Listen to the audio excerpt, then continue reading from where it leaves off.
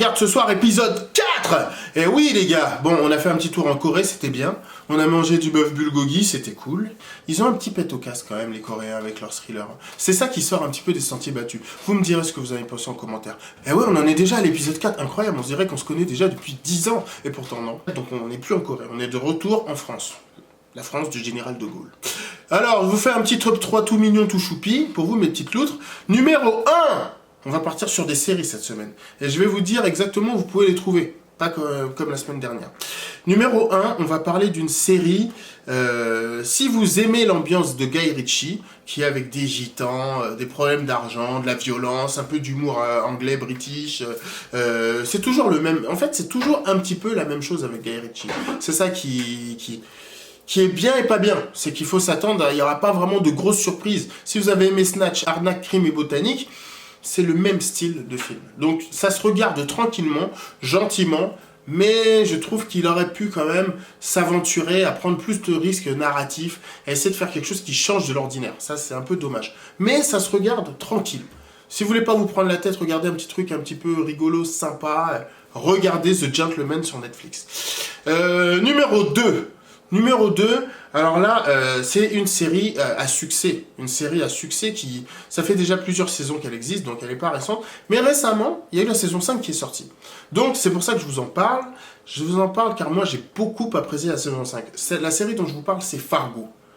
Si vous ne la connaissez pas, mais allez la voir directement. C'est une anthologie de plusieurs saisons qui n'ont rien à voir les unes avec les autres. Et donc, il y a pléthore d'acteurs connus. Ewan McGregor, j'en passe, et vous en avez plein d'acteurs que vous allez reconnaître. Et plein d'histoires loufoques. À la base, Fargo, c'est un film de 1997 des frères Cohen. Incroyable ce film. La saison 1 reprend le même scénario, à peu près. Enfin, étendu sur une saison, quoi. Donc, je vous conseille d'aller la voir. Véritablement, c'est très très bien écrit, les acteurs jouent merveilleusement bien, et c'est toujours des histoires loufoques qui dégénèrent petit à petit. On retrouve bien l'ambiance des frères Cohen, vraiment. Donc Fargo, c'est sur Canal+, allez-y, Canal+, allez-y. Numéro 3, bon voilà, on termine avec ce numéro 3. Numéro 3, c'est la série événement récente que vous avez pu voir, c'est sûr. Ils ont fait de la promo partout, Netflix. C'est le problème à 3 corps. Le problème à 3 corps, c'est un concept scientifique qui parle de 3 corps, qui bougent constamment et c'est un concept que je ne maîtrise pas. Je pourrais vous l'expliquer, mais on n'est pas là pour ça. D'ailleurs, il y a une vidéo sur Le Parisien qui l'explique très bien, une vidéo très courte que j'ai vue, qui peut vous donner des petits détails pour essayer de mieux comprendre ce concept. On retourne sur la série.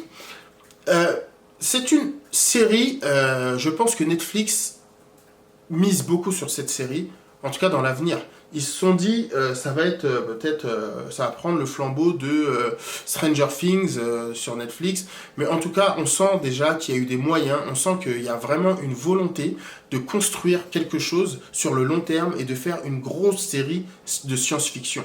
Donc, si vous voulez la regarder, la saison 1 est assez intéressante, ça pose les bases de plusieurs choses, on sent que vraiment c'est le début, quoi. C'est le début de la série et qu'il y a plein de personnages qui sont introduits, il y a un casting assez sobre, il n'y a pas trop d'acteurs connus, et c'est bien, franchement ça se regarde très bien, on a envie de regarder l'épisode d'après, on a envie de comprendre, il y a un côté mystérieux, on a envie de connaître la suite, donc allez-y, je vous le recommande chaudement. Donc voilà, on en est là, on a nos 3 séries, vous avez à boire et à manger pour ce fabuleux week-end de 3 jours. Donc moi, tout ce que je peux vous dire, c'est si vous avez aimé cette vidéo et que franchement, les programmes que je vous propose, vous les aimez, eh ben vous likez, première chose. Si ensuite, ce concept de qu'est-ce qu'on regarde ce soir, il vous a aidé à pas vous embrouiller avec votre meuf et que vous regardez vos séries plus vite et vos films aussi, parlez-en autour de vous. Et si vous aimez ce genre de contenu, alors ben, abonnez-vous pour plus de contenu de ce genre. Moi, je vous dis à la semaine prochaine, mes petites loutres. Bisous.